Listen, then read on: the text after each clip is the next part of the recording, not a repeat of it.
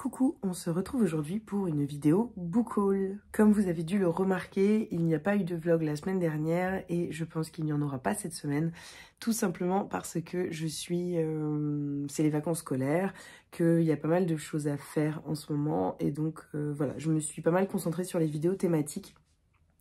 Et comme je vous l'ai dit récemment, les vlogs, je vais vraiment les faire quand j'ai des choses à dire, à montrer et pas systématiquement toutes les semaines, même si systématiquement toutes les semaines vous aurez des vidéos, mais plutôt thématiques parce que c'est vrai que ça me ressemble pas mal. J'aime beaucoup travailler sur ces vidéos et les tourner, donc voilà. Et puis c'est vrai que ça ouvre énormément d'échanges, de partage sur des thèmes très précis et ça me plaît pas mal. En tout cas, aujourd'hui, je vais faire un petit book haul, tout simplement parce que je me rends compte quand je ne fais pas de vlog que je ne vous montre pas mes réceptions.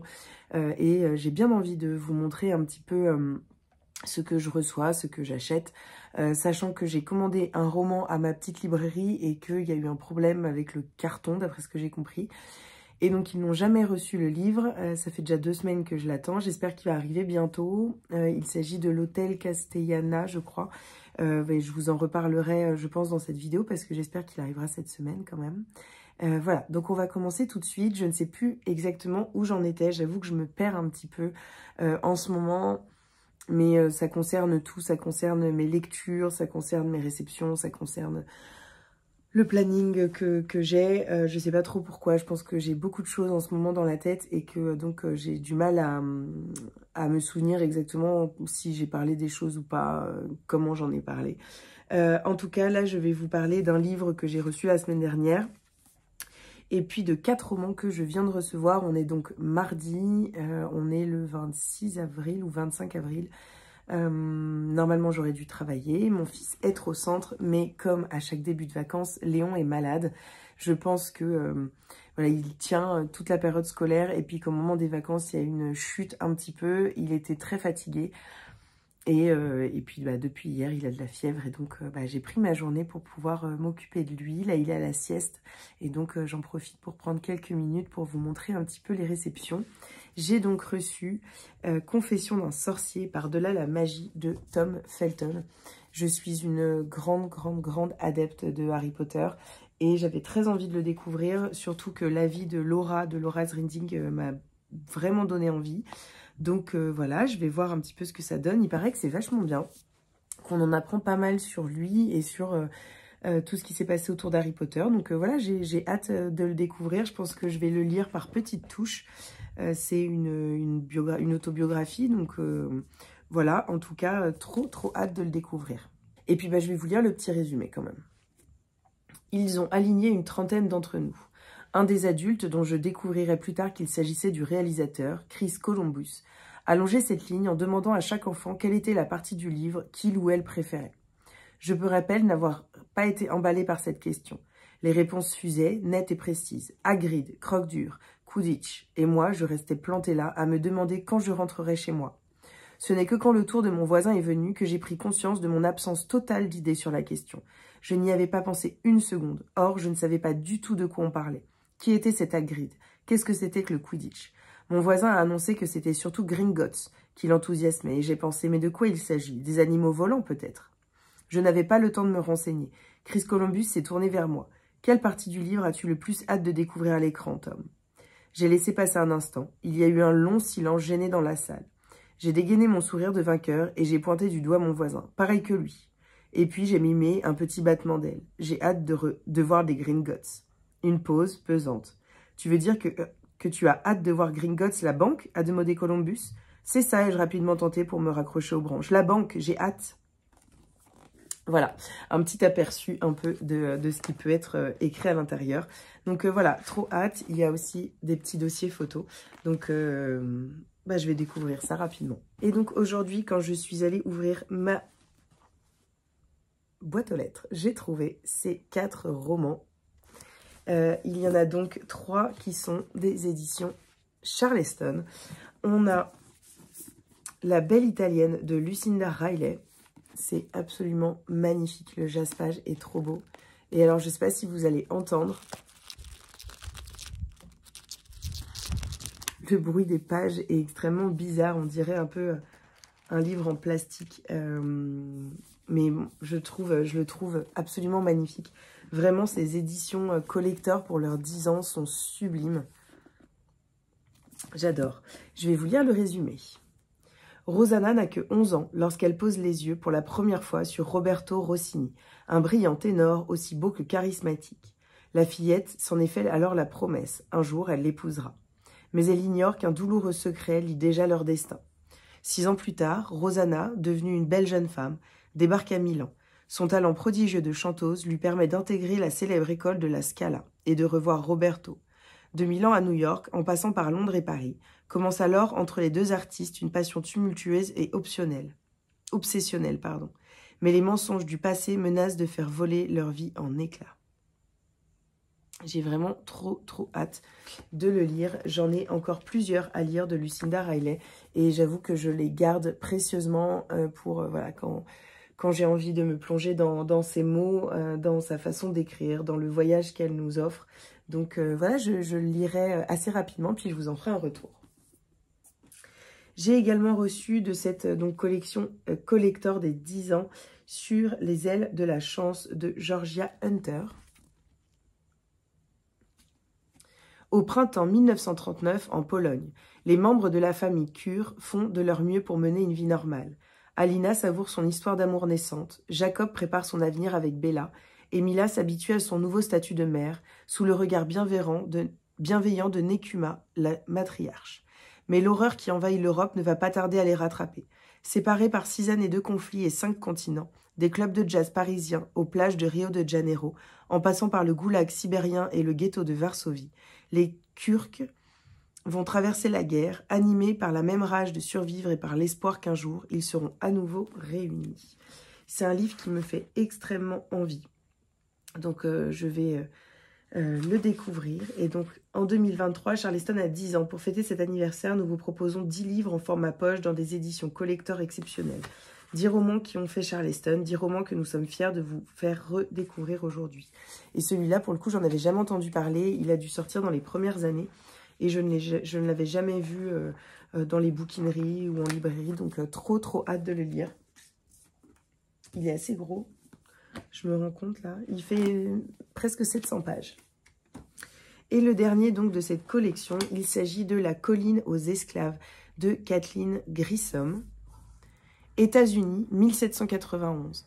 Après avoir perdu ses parents lors de la traversée de l'Atlantique, Lavinia, jeune Irlandaise, se retrouve domestique dans une plantation de tabac pour rembourser son voyage.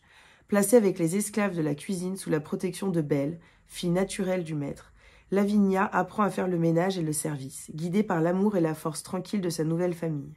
Cependant, malgré tous ses efforts, elle ne peut faire abstraction de sa peau blanche et pénètre peu à peu dans l'univers de la grande maison. Lavinia parviendra-t-elle à appréhender ces deux mondes que tout oppose?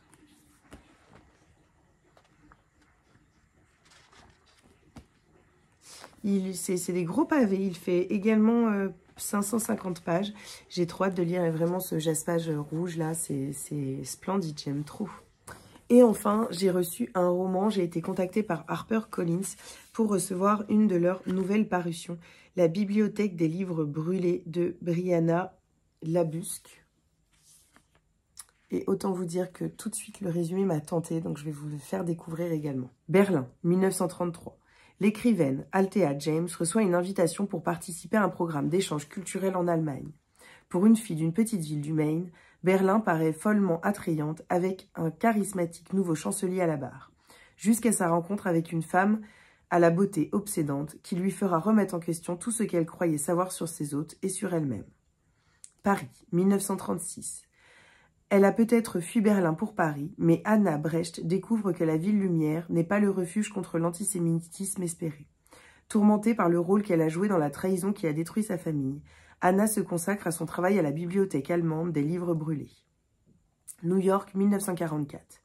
Depuis que son mari a été tué en combattant les nazis, Vivian Shields mène sa propre guerre, empêcher les tentatives d'un puissant sénateur de censurer ses éditions pour l'armée. Des livres expédiés par millions aux soldats à l'étranger. inspiré des histoires vraies de la bibliothèque allemande des livres brûlés et du Conseil des livres en temps de guerre. Ce sublime roman de Brianna Labusque nous plonge avec émotion et poésie dans le destin de 3 femmes extraordinaires qui croient au pouvoir des livres pour triompher des moments les plus sombres de la guerre mondiale. Trop hâte. Le titre m'avait appelé, la couverture également qui est absolument sublime. Et puis le résumé, tout simplement. Donc, trop hâte de lire ce roman. Merci beaucoup aux éditions HarperCollins. Je crois que c'est le premier roman que je reçois de cette maison d'édition. Donc, super contente et j'ai hâte de découvrir ça. Je vous reprends. J'ai fait quelques réceptions hier et aujourd'hui, donc j'avais envie de vous montrer ça. Le premier livre, c'est celui-ci. Donc, La chambre sans mur de Morgane Hortin, qui est publié chez Nami. Et ce que je peux vous en dire, c'est que c'est un recueil de poèmes et que je l'ai dévoré dès que je l'ai reçu hier. Donc, je l'ai reçu hier après-midi, enfin quand je suis rentrée du travail. Et je l'ai lu hier soir avant de me coucher. Et j'ai trouvé ça magnifique. Je vous en reparlerai. Mais j'ai été complètement happée par l'écriture de l'autrice, par la poésie de ses mots. C'est voilà, des poèmes qui sont surtout sur le thème de l'amour, de la relation à l'autre, et j'ai trouvé ça vraiment très très beau. J'en ai pris plusieurs en photo, donc comme quoi il y en a vraiment qui m'ont parlé, qui m'ont touchée, et je vous partagerai ça de toute façon un petit peu plus tard. J'ai également reçu de la part des éditions Charleston, dans le cadre du prix des lectrices, un des livres que je n'avais pas lu, Quand la vie s'en mêle, le tome 1 de Lucie Castel. Je ne sais pas du tout de quoi ça parle, donc je vais découvrir ça avec vous. Lorsque sa grand-mère bien-aimée décède, c'est tout l'univers d'Adèle qui s'effondre. Comment avancer après avoir consacré 10 ans à l'accompagner dans sa maladie? Mais les dernières volontés de Mao sont claires. Adèle doit commencer à vivre vraiment. Une formation de jardinier paysagiste en poche, elle s'installe à Luzerne, une petite ville du Sud, bien décidée à faire la connaissance de Lucien Vidal, le grand amour perdu de sa grand-mère. Malgré la méfiance que ne manque pas de susciter l'arrivée d'une étrangère dans la bourgade endormie, elle trouve un emploi au cimetière du village et se crée rapidement un petit groupe d'amis joyeusement décalés et haut en couleur. Mais le jour où le cimetière est vandalisé et où des lettres anonymes accusant les habitants les plus respectables des pires comportements sont placardées sur les tombes, Adèle et ses nouveaux amis sont vite pointés du doigt. Un roman pétillant et rempli d'humour, porté par des personnages attachants et singuliers. C'est un assez gros livre, il fait 345 pages et je dois, je crois, rendre mon avis, enfin dire lequel m'a le plus plu dans la sélection le 21 mai, je crois. Donc il sera lu de toute façon en mai. Pour continuer avec les éditions Charleston, j'ai enfin reçu, j'enlève le bandeau, Les secrets de Silvermoor de Tracy Rees, qui est donc le second et dernier tome, je crois, de la duologie Le Manoir aux Roses. Je ne vais pas vous lire le résumé parce que pour le coup c'est la suite, mais j'avais beaucoup aimé Le Manoir aux Roses, une ambiance à la Downton Abbey qui m'avait beaucoup plu, avec voilà un peu ces deux endroits, entre le Londres très aristocratique et puis le Londres un peu sombre, un peu crépusculaire, beaucoup plus pauvre. J'avais vraiment adoré cette lecture, donc super contente d'avoir enfin le tome 2, que je pense je vais lire assez rapidement. En mai, mon planning est complètement booké parce qu'en plus, le dernier roman de Lucinda Riley va sortir et que je vais foncer en librairie et tout de suite le dévorer. Donc je pense que je n'aurai pas vraiment le temps, mais je le lirai sûrement cet été. Et enfin, j'ai reçu de la part des éditions Hauteville une magnifique réédition de La Princesse de Clèves de Madame de la Fayette. C'est un roman que j'avais lu quand j'étais plus jeune, donc au lycée, et j'ai craqué sur cette magnifique réédition et je me suis dit que c'était l'occasion de le relire parce que j'ai très envie de relire quelques classiques comme ça qui m'ont marqué. Donc voilà, en plus il est petit, il fait à peu près 220 pages, donc trop hâte de le découvrir. Je ne sais pas si vous savez un peu de quoi ça parle. Je vais vous lire le résumé qu'on a juste ici. Mademoiselle de Chartres est ce qu'il y a de mieux fait à la cour des Valois, où la magnificence et la galanterie n'ont jamais paru avec tant d'éclat. Elle représente l'un des meilleurs partis du royaume et sa beauté lui attire l'attention des plus grands seigneurs de Paris. Mariée au prince de Clèves, Elle couve une passion secrète pour le duc de Nemours, qui brûle pour elle d'un amour tout aussi impossible. La princesse de Clèves est le récit d'une passion intense et inassouvie, à une époque où les cabales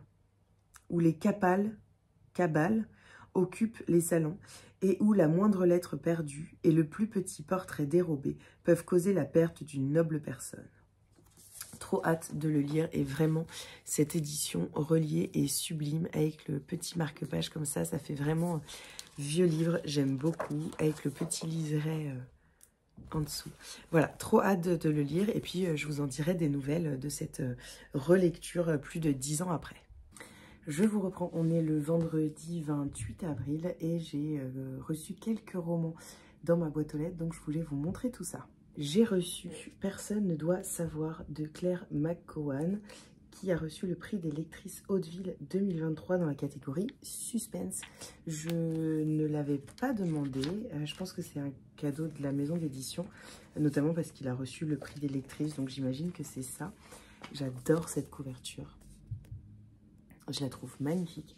C'est donc un format poche et je vais vous lire le résumé. Allison organise une réunion d'anciens camarades d'Oxford pour fêter une amitié longue d'un quart de siècle. Entre-temps, elle s'est mariée avec Mike, avocat d'affaires, dont elle a eu 2 enfants. Elle vit dans la maison de ses rêves dans le Kent.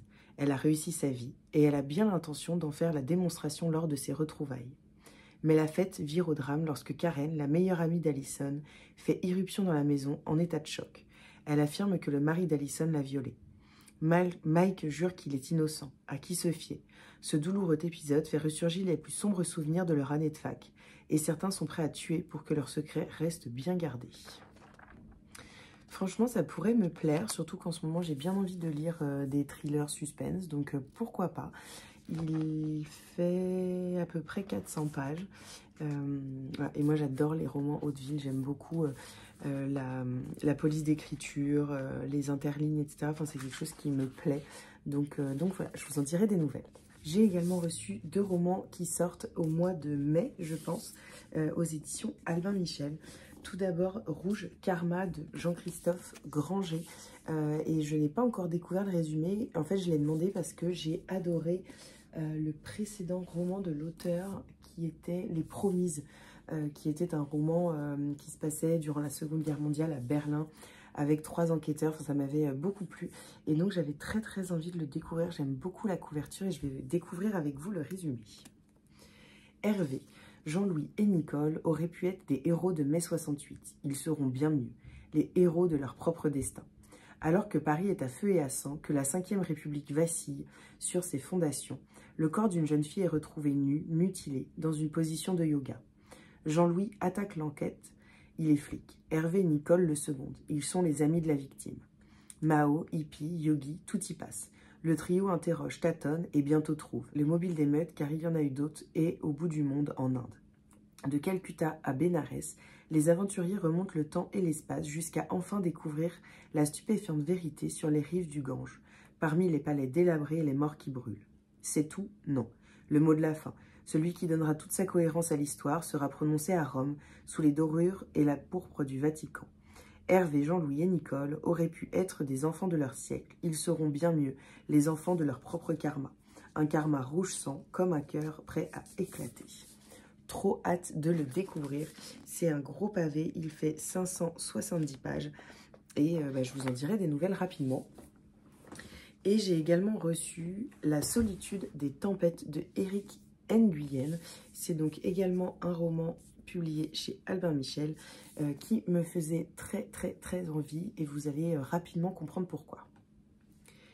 Lorsque la jeune Young débarque à la Nouvelle-Orléans en 1978 avec ses 2 enfants, comme tant d'autres boat people ayant fui le régime communiste, elle n'a ni argent ni travail et ne parle pas un mot d'anglais. Inquiète pour son mari resté au Vietnam, elle vit dans l'espoir qu'il les rejoigne un jour avant de comprendre qu'elle ne le reverra jamais. Si son fils est né à la nostalgie du pays de ses origines et finit par rejoindre un gang vietnamien, le plus jeune veut être un parfait américain, devenir écrivain et assumer son homosexualité. Tandis qu'au fil des années, leurs différentes expériences de l'exil menacent de les éloigner pour toujours, l'ouragan Katrina s'approche, les forçant à trouver une nouvelle manière d'honorer les liens qui les unissent. Il me fait extrêmement envie, donc je vous en dirai des nouvelles. Il me tente vraiment beaucoup. Éric Nguyen est né en 88 aux États-Unis, dans une famille de réfugiés vietnamiens. Il est rédacteur en chef de Diacritics et vit à Washington. La solitude des tempêtes est son premier roman et a été salué par Barack Obama comme l'un de ses livres préférés. Trop hâte de le lire. C'est l'auteur. Voilà. Je vous reprends, on est jeudi 4 mai. Aujourd'hui, on vient de rentrer de vacances. On est parti 5-6 jours en Corrèze avec ma famille. C'était super sympa. Et je viens parce que j'ai reçu quelques livres pendant que j'étais pas là. Donc, je voulais vous montrer ça. Et puis, par la même occasion, clôturer ce book haul. Voilà, j'espère que vous aurez passé un bon moment. Et puis, je vais vous montrer ce que j'ai reçu ces derniers jours. D'abord, pour Léon, j'ai reçu Les Fées Grognons de Bethane Stevens. C'est publié chez L'Élan Vert. Et c'est un album qui me faisait très envie. J'aime beaucoup les dessins. Et ça correspond bien à Léon en ce moment d'être grognon. Il y a un petit communiqué de presse, je n'avais pas vu. D'ailleurs, je le trouve très joli. C'est un petit peu brillant ici. J'aime beaucoup, beaucoup. Et donc, ça sort. C'est sorti le 12 avril. Et c'est un livre magique pour faire sourire les plus ronchons. Et donc, j'ai trop hâte de le lire à Léon quand il rentrera. Parce que pour le coup, je suis rentrée avec mon conjoint. C'est aujourd'hui, c'est 30 ans, son anniversaire. Et ma famille l'a gardé 2 jours de plus. Voilà, il sera de retour samedi pour la fête que j'ai organisée pour mon chéri. Mais là, pour l'instant, il continue à profiter un petit peu de la maison de vacances. Et puis de ses cousins, de ses cousines, de sa grand-mère. Voilà. Alors, j'ai également reçu, pour rester un peu sur les albums jeunesse, mais qui est un livre qui est plutôt pour moi, Grand Corps Malade, définitivement tu peux déjà, illustré par Thomas Bass. Et ce n'est autre que l'illustration de ces 2 chansons que j'adore de Grand Corps Malade, qui sont donc définitivement et tu peux déjà. 2 chansons que j'aime énormément. Et donc, quand la maison d'édition m'a proposé de le recevoir, j'étais ravie parce que vraiment c'est des chansons que j'écoute assez régulièrement. Grand Corps Malade, c'est quelqu'un que j'aime beaucoup. On l'écoute de temps en temps et ce sont vraiment 2 chansons que j'écoute beaucoup et que j'écoutais beaucoup pendant ma grossesse et les premières années de Léon d'ailleurs en fait. Enfin voilà, définitivement me touche beaucoup et tu peux déjà également. Donc voilà, et alors je trouve pour le coup, c'est vraiment la reprise des paroles de la chanson, mais je trouve les dessins sublimes et vraiment amenant beaucoup de poésie. C'est exactement comme ça que j'aurais pu imaginer. Donc trop contente et je vous en ferai un retour complet quand je l'aurai découvert en entier. Et on va terminer, en fait on va clôturer ce book haul par une incroyable réception qui n'est autre que Les Adieux de la Villa aux Étoffes de Anne Jacobs, qui est donc le 5e, 1, 2, 3, 4, 5, le 6e et dernier tome de la saga La Villa aux Étoffes. J'ai trop hâte de le lire. Je ne vais pas vous faire un résumé parce que c'est le dernier tome, c'est le 6e tome et donc je voudrais pas vous spoiler. Mais c'est une saga, je vous en ai parlé plusieurs fois, un peu à la Downton Abbey. Je vous en parle un peu plus en profondeur dans ma vidéo sur les sagas historiques que je vous recommande, où je parle de cette saga qui est vraiment une saga coup de cœur pour moi. Et donc trop hâte et en même temps un peu triste de voir ce titre et de savoir que c'est le dernier tome. Mais bon, il faut bien que ça se termine à un moment. Et j'ai hâte de découvrir comment ça se termine et voilà, savoir un peu où est-ce que l'autrice va nous emmener pour ses adieux à la Villa aux Étoffes. Voilà, j'espère que vous aurez passé un bon moment dans ce petit book haul, que vous aurez découvert de jolis livres, de jolies sorties. Je vous ai pas montré, mais en brocante en Corrèze, j'ai également acheté un livre de Balzac, mais je vous le montrerai plus tard. J'ai un peu craqué, j'aime bien les classiques en ce moment, donc voilà. Je vous fais des bisous, n'hésitez pas à poser un petit like si vous avez aimé et puis à commenter pour papoter un petit peu avec moi de toutes ces réceptions. Et puis moi, je vous fais des bisous et je vous dis à bientôt pour une nouvelle vidéo.